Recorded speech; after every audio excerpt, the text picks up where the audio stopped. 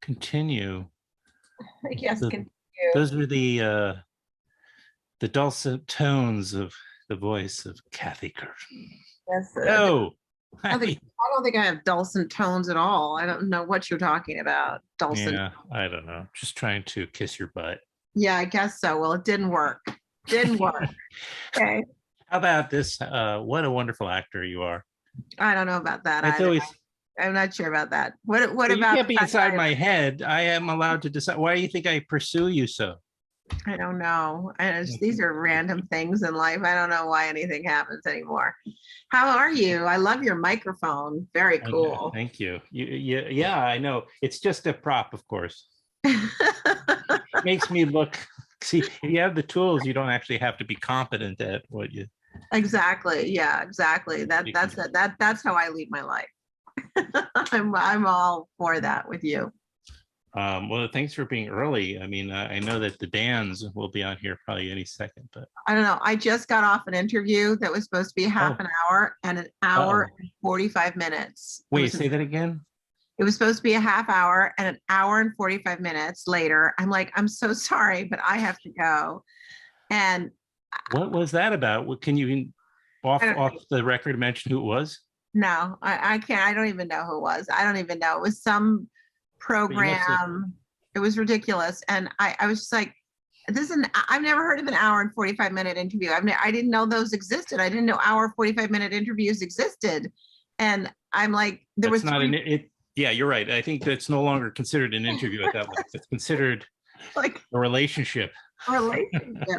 Well, yeah. And I'm just thinking, unless, of course, they just went to ask you questions about all the films. No, I mean, there were three of us and they showed a clipping from the film and, all of this stuff. But I mean, I'm like, okay, I didn't know we were, so. You want to take a minute and do you want to take a minute or two then? Hi, Dan Mirvish. No, I'm having my water. I'm good. Oh, hey, there's Dan. Hey, Cathy, how are you?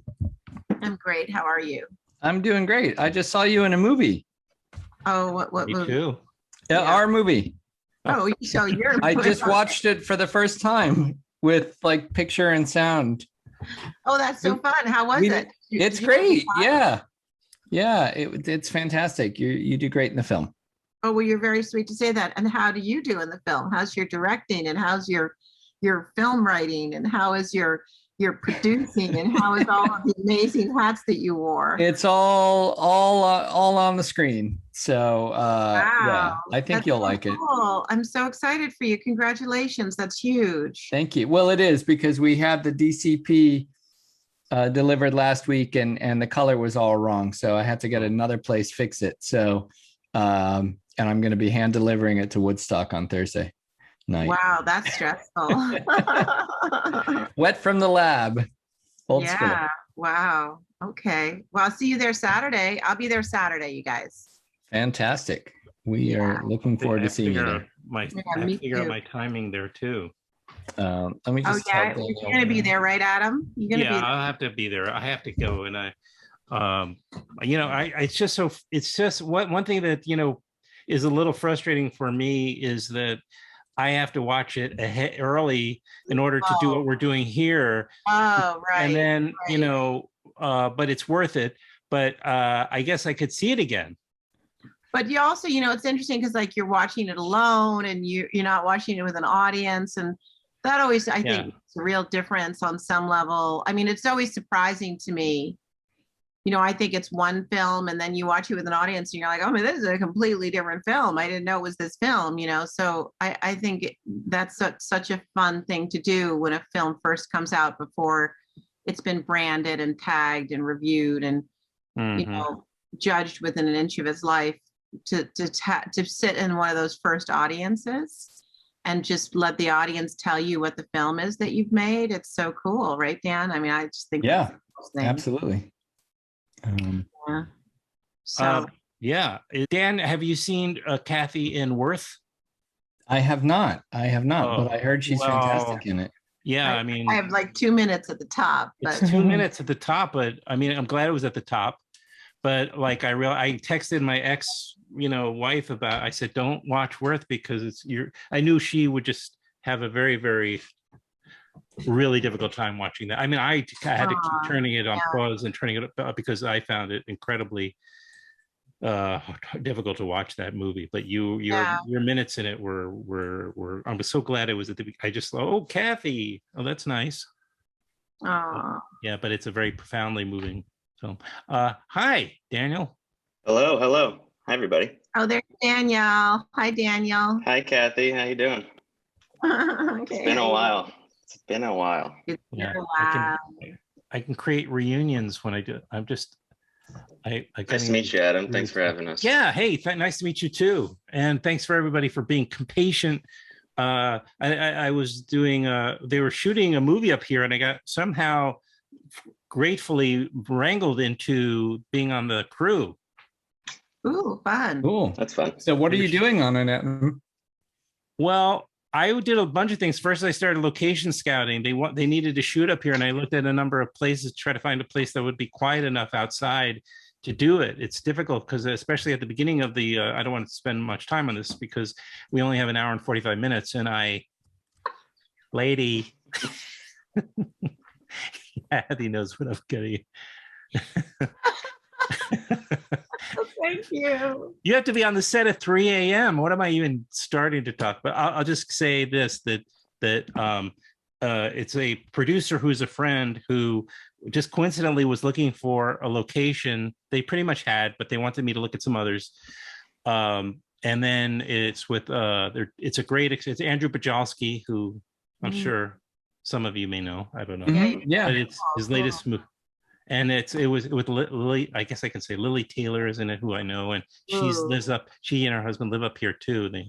They have a place up here, so I guess that's one of the reasons why they shot it here. But anyway, I'll tell you about it some other time when we have more time, but I do try to want to respect everybody's evening. So, but because sounds wonderful though. It really was. Yeah, it was over. It's we wrapped and the movie's over. So it was just I was just needed on set yesterday and today, but I did some other days where I was like going to other places and doing sound checks and getting this. I thoroughly enjoyed it. Great. Cool. How fun. So if you're making a movie, any of you guys in the future, I can send you to these guys and maybe they'll give me a nice review of my work. Yes. Cool. All right. Well, 18 and a half is the name of the movie. I'm going to just say it's going to be at the Woodstock Film Festival. It's going to have 2 screenings at the Woodstock Film Festival. One on Saturday, the big premiere.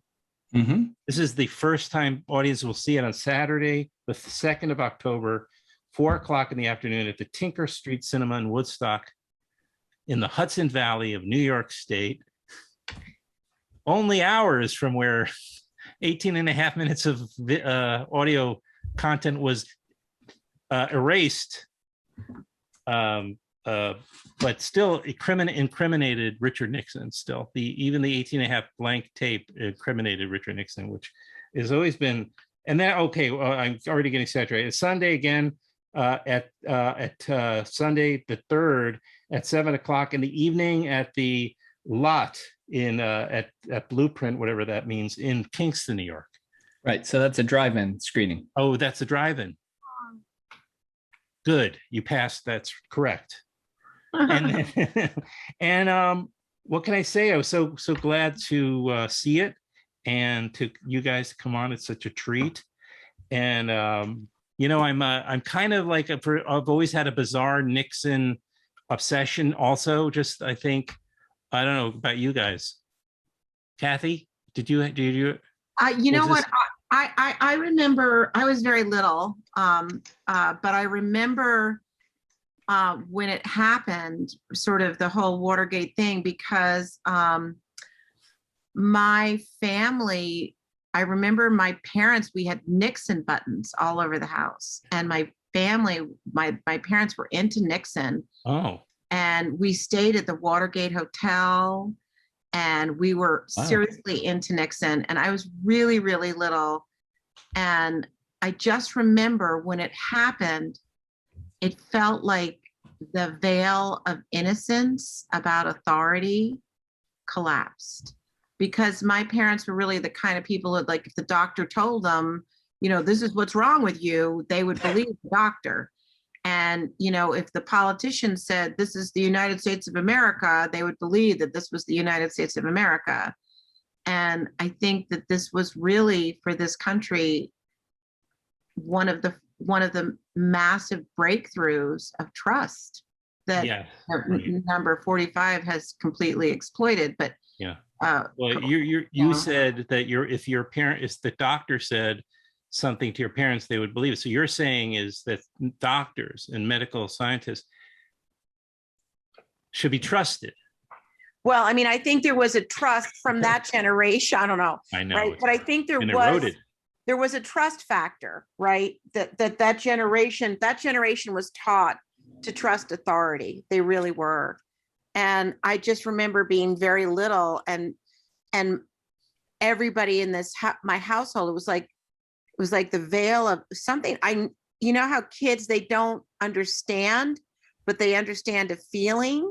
And there was clearly a feeling that was it was very dense. And I remember it very clearly. And I am very interested. I don't know enough about the subject really, but these two gentlemen do. I know. Daniel and Dan do. Well, I'm going to go to Dan Mirvish and Daniel Moya. Don't worry, I haven't forgotten you, although you seem to look. See, I'm going to insult everybody if I say you look too young to know who to have been alive during the Nixon period. But I was not. I'll just stick my foot in it all the time. Yeah, Dan Mirvish. Hi. How is it that you made a movie about this? Like, when it seems like most of these kids that are going to these festivals wouldn't know what 18 and a half referred to, let alone after seeing it, still might not quite understand like the full grasp of what happened 50 years ago. Well, this all started, if you remember, my last film was Bernard and Huey, which was written by Jules Feiffer. And on the day of the November 16 election was the day after we wrapped that film. And I was out seeing Feiffer, who lives on Shelter Island, and showing him dailies from the film. But naturally, we were talking about the Trump election, and inevitably comparisons went to Nixon. So we started talking about Nixon. We started talking about Watergate. And then that night, I was staying with my friend Terry, who owns a motel out in Greenport on the tip of Long Island. And this is a motel called the Silver Can. Such a good place. It's such a good place. Yeah, Cathy's been adopted by the family there. And you're trying to find a place that's both comfortable and lit. Is that the idea? Exactly. Yeah. Okay. Sorry. No problem. No, don't worry about it. That's our nickname for Cathy, comfortable and lit. Well, and well lit. Yeah. So Terry's grandparents built this place in the 50s and 60s, and it looks like it's preserved in amber from 1974 at least. So and he's used it for a lot of commercial shoots and a lot of fashion shoots out there. But he said, hey, no one's ever shot a feature here. And I said, well, we were just talking to Feiffer. Let's do a Watergate film. And then I got my good pal Daniel Moya involved, roped him into it, and coincidentally his Daniel, you pick up the story from here. Yeah, Daniel. Yeah, Daniel. Dan, I just graduated USC, where Dan also went.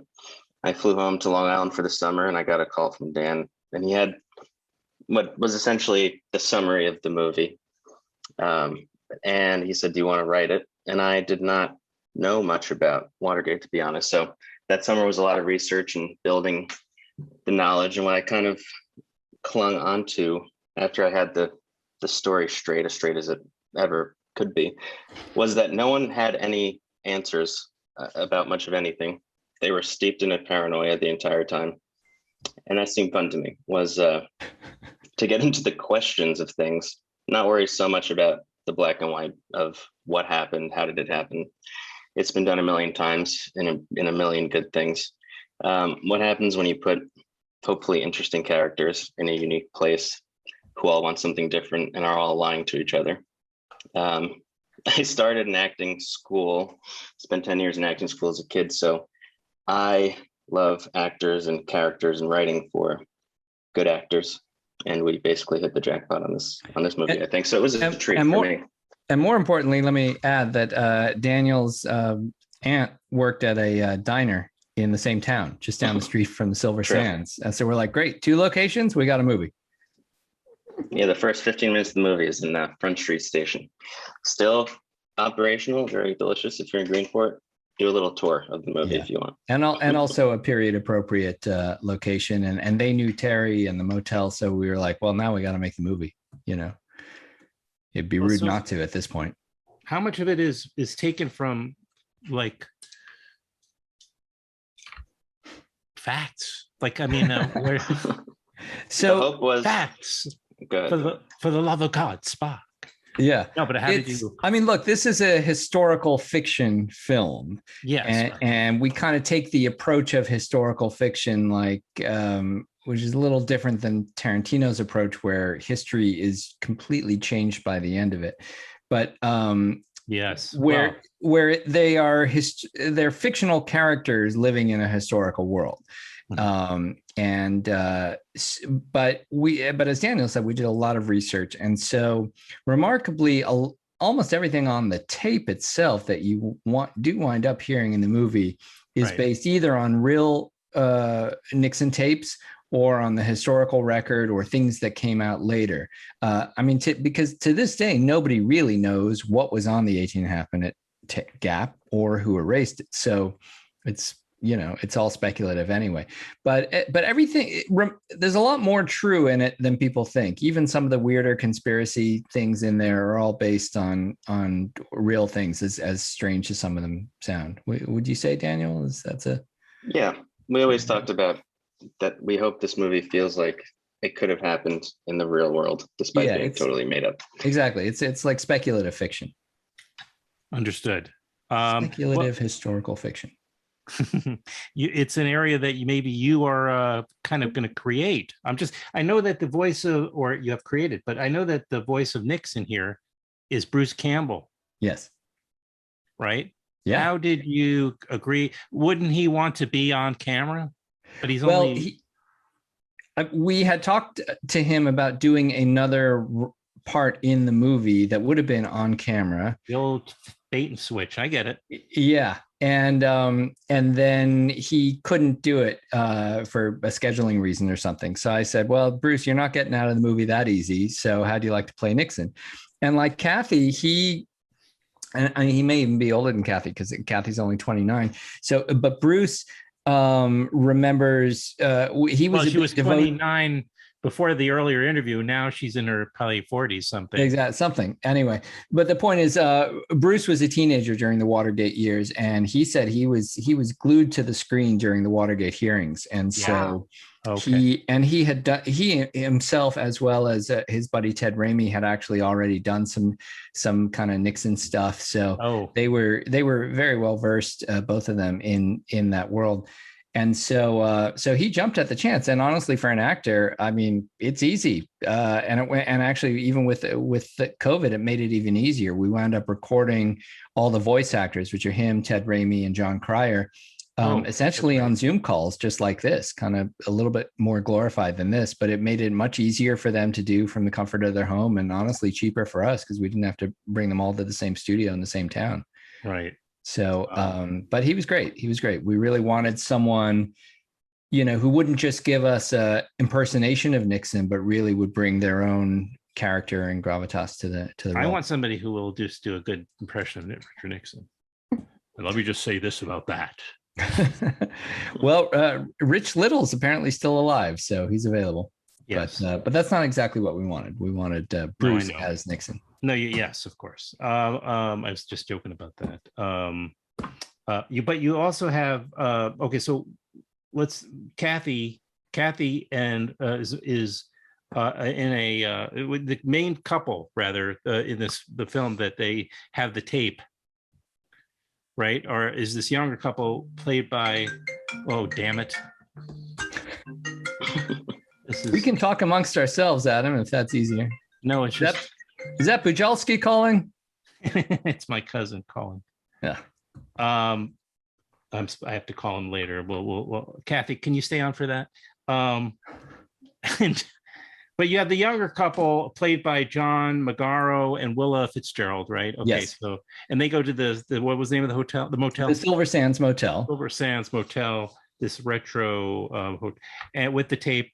And then they meet this older couple who kind of seduce them into hanging out with them.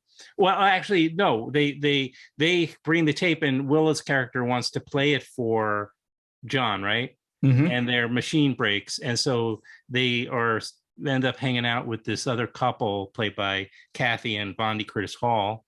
Right. And then they happen to have another. Back then there weren't MP3 players and iPhones, obviously. So people listened to audio on reel-to-reels.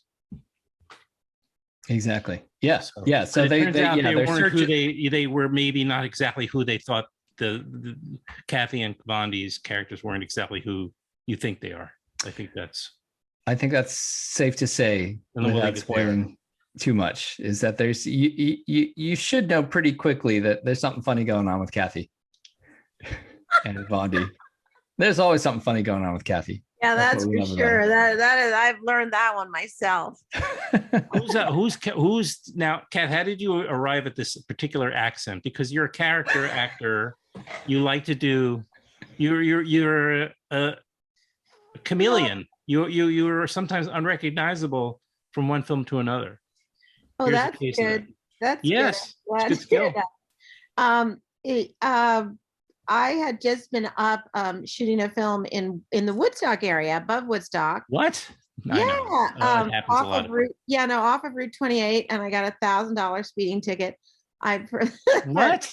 Yeah, is that true? Yeah, but don't tell the policeman when he stops you that you don't know what the speed limit is. That's like, I should have known that. Was that on the Taconic?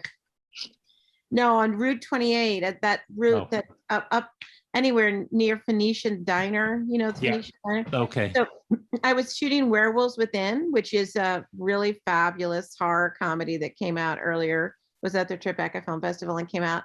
And plugging another movie. I am. And I plug everything all the time. And I was coming home from that, and my manager called me and said that there's a film that lost an actor, and it's starting on Tuesday. And I was horrified because I thought, I spend my life doing indie films, and I think indie filmmakers are some of the most courageous artists among us. And I agree with that. Yeah, and I'm always fascinated by them. And that somebody would only have 3 days to find an actor to put them in, to get them on location, So I was like, okay, yeah, I'm in. I'm definitely in. I'm part of the collective. I'm part of the group of people that are indie films. And they were like, well, can you do a French accent? And I was like, I did a film last year. They asked me if I could play tennis, and I said yes, and I don't know how to play tennis. So I thought, it's got to be easier than playing tennis. So then I said yeah, and I don't think I really did a French accent. It was like Euro trash. My niece, who is grown up in London, told me that my accent was rubbish. So nice. I'm fully prepared to receive all flack on that. But Daniel and Dan were really sweet about it, and they were like, well, maybe she's just a mutt. Maybe we'll just resign to the fact that she's just a strange European. I think it makes sense, but again, no spoilers. It's fine.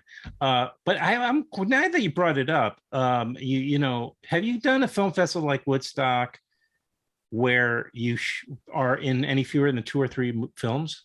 Because you are dedicated to independent films. I right, love it. Daniels, Dan and Daniel, because like I'm telling you, she's in at least 2 movies at Woodstock again, and it was the case. I think when I met you the first time, it was on Harris. Harris's film, yeah. Harris's film, which I wrote down here, but my eyes can't get to it fast enough.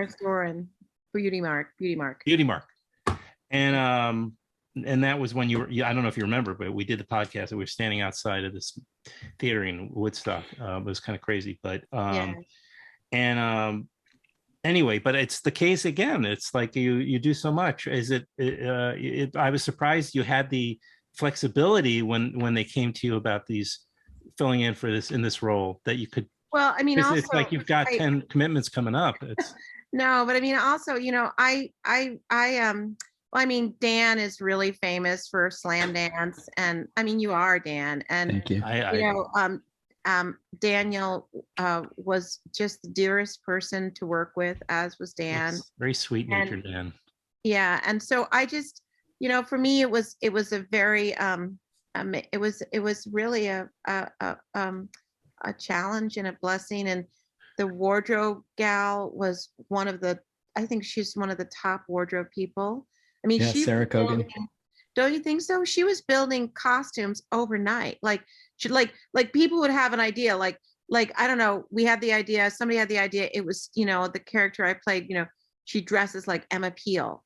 And then all of a sudden, like 7 a.m. in the morning, this wildly fantastic wardrobe appears. The next costume, the next piece. And felt like the whole film was like that. I felt this was one of the indie films that was really blessed with truly talented and dedicated and amazing people. I think from the camera to the crew, across the board, I thought it was just one of the most interesting films. And I really love period pieces, and they're very expensive and they're very hard to do. So the fact that this could be pulled off as an indie film, I think is amazing. And Curtis Vondie Hall is, I guess I've been a fan of his forever, and he's one of my gods. I think he's a genius. And so, I mean, it was really wonderful to do. And I think we have to stick together in the indie film community at all costs, because it's not a community that is being funded properly. And I think it is the auteur voice. It's the voice of the independent artist. It's our best chance at the NPR of film, of without the commercial Hollywood, vote by committee corporate structure that is entertainment. It is the most closest I think we have to art for art's sake in the film industry. And I think we absolutely must have it. And I really pray that more people than not get to see all of these indie films, especially 18 and a half, which I think is just a fabulous romp. It's funny and it's charged and it's political and it's strange and it's violent and it's loving and it's ridiculous and it's so many things. I just thought it was so many things. I was like, wow, this is genius. Oh, well, thank you so much, Cathy. That's what I feel. I feel that. I wanted to say something snarky and sarcastic and funny afterwards, but like, who's paying you off to say those things?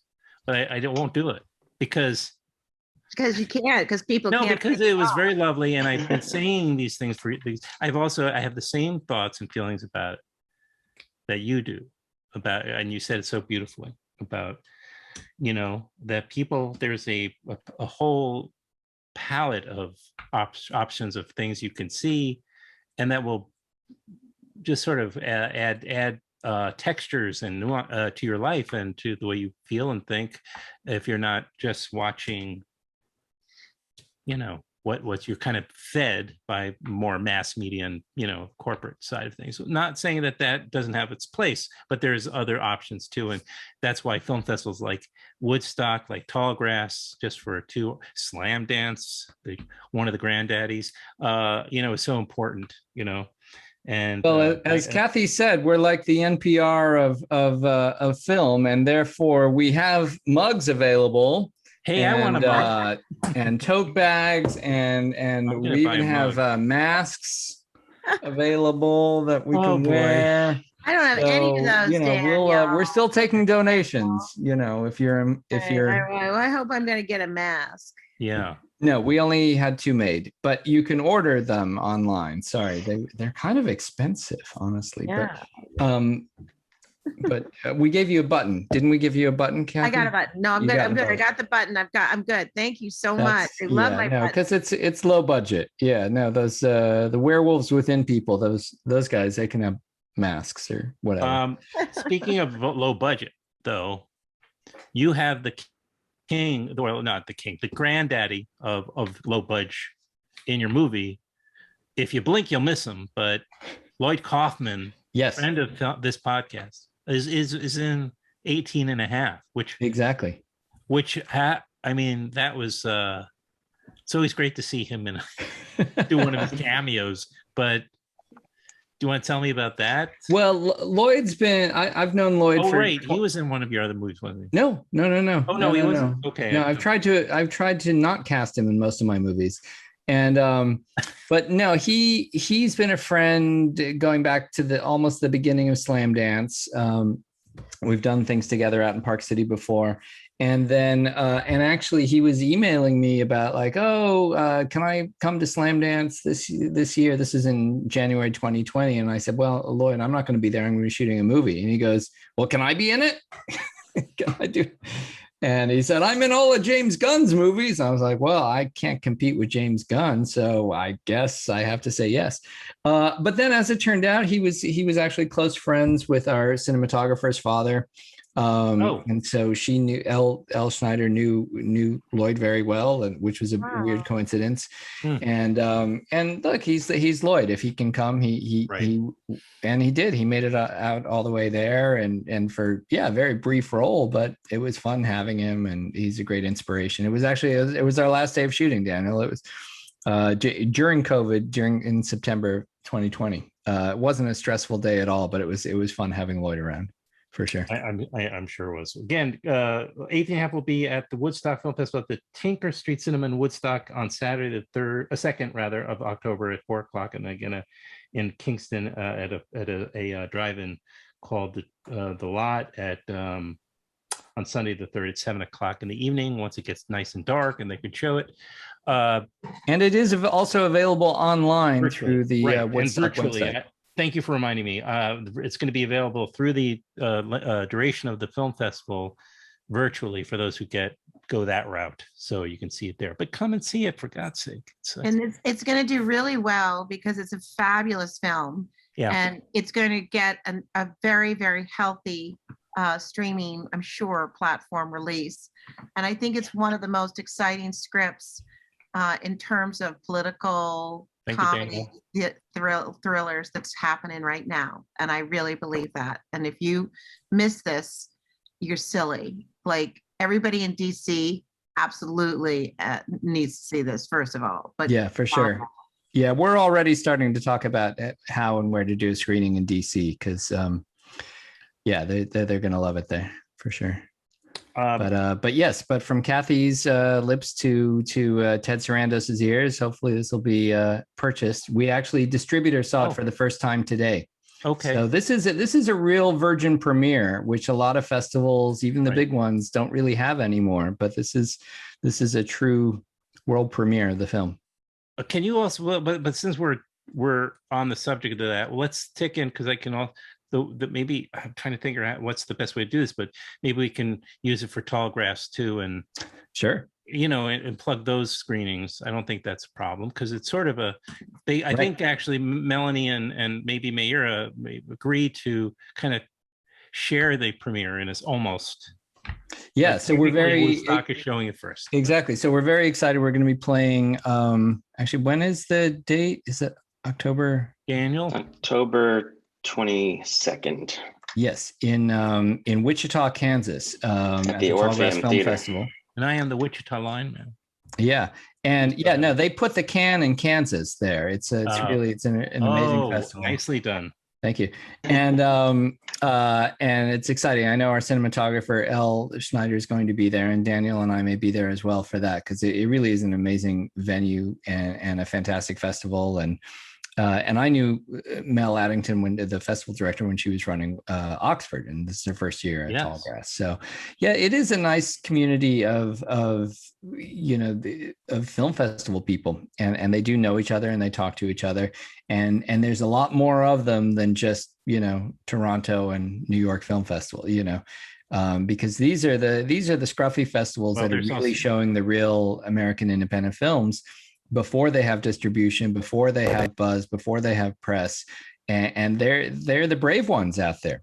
Any idiot can program and say, "Ooh, I want to show all the films that were at Cannes and Venice." It's also harder for these festivals. They have a much more of an uphill climb, because the ones you mentioned just a minute ago, and like at the Tribecas of the world, and of course the Sundances, people are flocking to show the films there. Of course, it's a big leg up. However, these other festivals that are really in the mud and are so committed and have a deep passion for not only the films but for you guys, the filmmakers and the actors, they have to kind of really work hard to get quality films like 18 and a Half, directed by Dan Mirvish and co-written and produced by Daniel Moya and starring Cathy Curtin.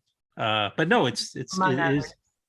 Yeah, but you know what? I think also for Woodstock, this could not be a better film for Woodstock, because Daniel, maybe you want to take this or whatever, but I mean, the history of Woodstock and the power of this festival.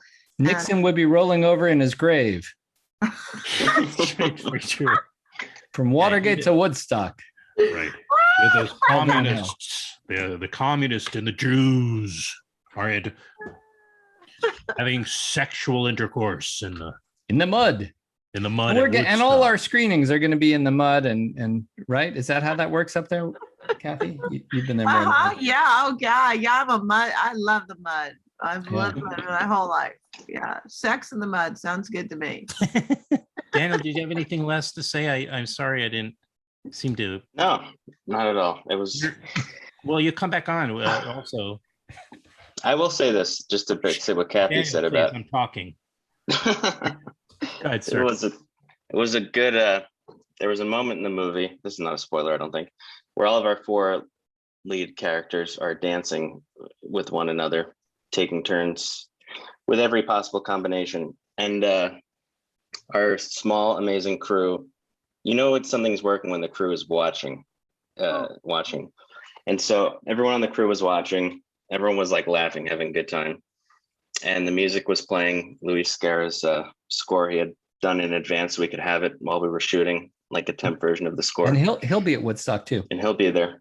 A lot of our crew's going to be there. I think there's a good 7 or 8 crew members going. And I'm just looking at all these people in this room that looks like it's from the 70s, dressed like they're from the 70s, 4 amazing actors. And as a writer and producer, it was just basically the best case scenario. And I think about that a lot. It was a joy. So now we finally, 4.5 years on, get to show it to everybody, and I hope everybody likes it. It wasn't 4.5 years since we shot that, but no, a week later we did find out there was a global pandemic. So and from concept. That's something that I think is really proud. You have to be really proud of this film. This film shut down with, I think, did you guys have 2 days left or 4 days? 4 days left. 4 days left. And one of the first to come back as soon as SAG allowed people to shoot. This was the first call I got, and I just, that makes me cry, so. And almost everyone on the cast and crew was able to come back, which was a real testament to how much they trusted us for one thing. Yeah. And to figure out all the COVID protocols, and thankfully everyone stayed safe. Yeah. We had unfinished business. We had to get it. Everyone, now we all get to enjoy it, hopefully, So I'm glad we all get to be together and see it in a theater. It's gonna be fun. Yeah.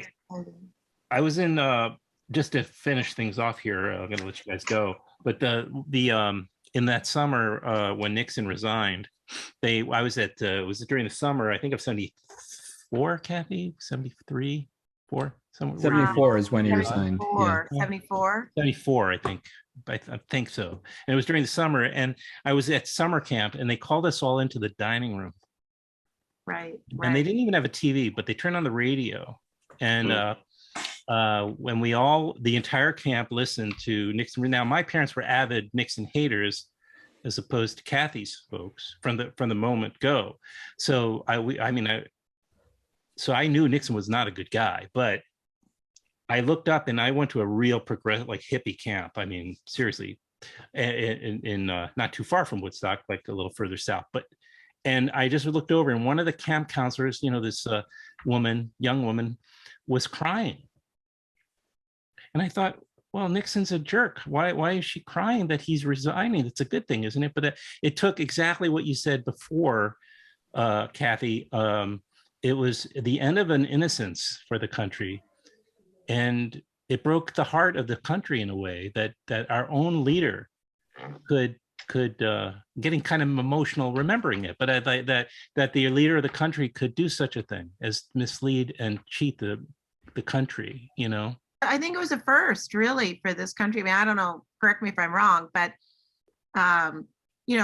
World War I, World War II, it was a glorious thing, and come out of the Korean War and Vietnam, and those were not so good, and we shouldn't really have been there, and very, very mixed. But thank God for our army. My brother-in-law was in Nam, and the people who were there and did that great service were extraordinary. I have a son. If my son had been in Nam, I can only think how proud I would have been, just that he would serve his country. But it was a change, and this was like following, burning of the bras in the 60s revolution. This was really like, this was the straw that broke the camel's back, I think, in the terms of that 50s ideology of, you believe and you behave, in authority.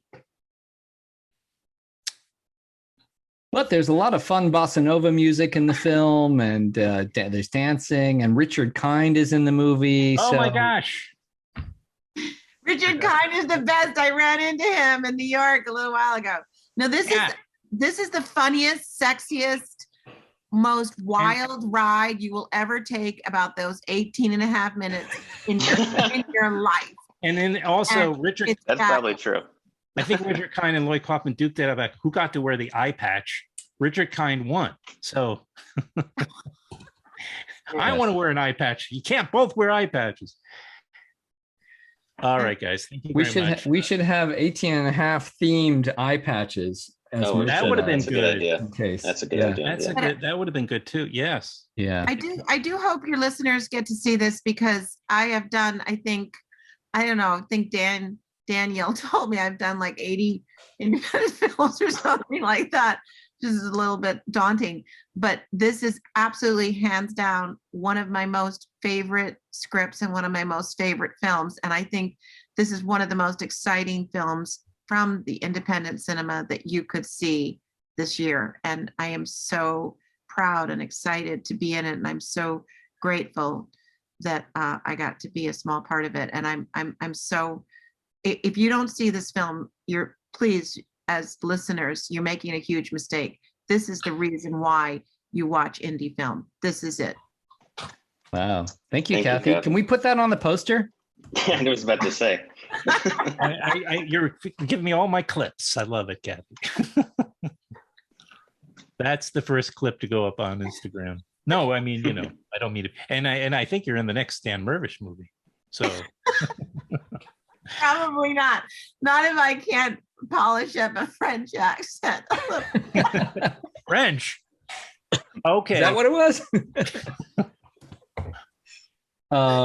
All right, guys. It was such a treat working with Kathy, and we're so excited to see her again at the premiere this Saturday, October 2nd, at the Woodstock Film Festival. And we're very honored to premiere at Woodstock. And thanks to everybody there. Come be with us. 4 p.m. Saturday, Woodstock. Be there. We will be there. Come and be with us. Yeah. All right. Thank you, guys. Thank you, Adam. Thank you Thanks all for having us on. You are very excited. See you soon. Yes, this weekend. Bye-bye. This weekend. Good. Now you can rest. Cathy, please rest. You have only a few hours till you're on the set. I will. I'm gonna rest. Okay. All right, guys. I'll see you. I'll see you Saturday. Okay. Great. Thanks, Adam. You're such a joy to. Thank you, Adam. you guys. Thanks, Thanks, Adam. Kathy. Thanks, Dan. Thanks, Daniel. Thanks, All Dan. right. Bye, See you all in guys. person soon. See you. Bye.